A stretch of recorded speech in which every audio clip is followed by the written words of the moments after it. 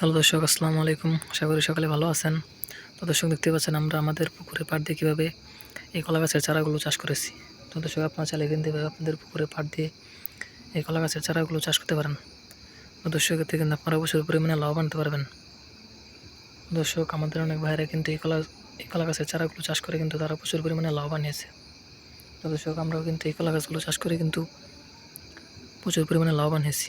তো দর্শক, আপনারা চাইলে কিন্তু খুব সহজে এই কলা গাছের চারাগুলো সংগ্রহ করে এই চারাগুলো কিন্তু আপনারা আপনাদের পুকুরে পাড় দিয়ে চাষ করতে পারেন। তো দর্শক, এতে কিন্তু আপনাদের এই কলাগুলো কিন্তু বাজার থেকে কিনে খেতে হবে না। তো দর্শক, আপনার নিজেরা এই কলা গাছগুলো চাষ করে সেই কলাগুলো আপনারা বাজারে নিয়ে বিক্রি করতে পারবেন এবং পাশাপাশি আপনার নিজেরাও সেই কলাগুলো কিন্তু খেতে পারবেন। তো দর্শক, এই কলা গাছগুলো যদি আপনারা চাষ করতে চান তাহলে আপনাদের এই কলা গাছের চারাগুলো বাজার থেকে কিনে নিয়ে সেই চারাগুলো আপনাদের বাড়ির পাশ দিয়ে রোপণ করে দিলে কিন্তু আপনাদের কলা গাছগুলো কিন্তু আস্তে আস্তে এরকম কিন্তু প্রচুর পরিমাণে বড় হয়ে যাবে। তারপর কিন্তু সেই কলা গাছে কিন্তু প্রচুর পরিমাণে কলাগুলো হবে বা এই কলাগুলো ধরবে। তো দর্শক, সেই কলাগুলো আপনারা সংগ্রহ করে সেগুলো কিন্তু আপনারা বাজারে নিয়ে বিক্রি করতে পারবেন এবং পাশাপাশি আপনার নিজেরাও সেই কলাগুলো কিন্তু খেতে পারবেন। তো দর্শক, এতে কিন্তু আপনারা প্রচুর পরিমাণে লাভবান হতে পারবেন।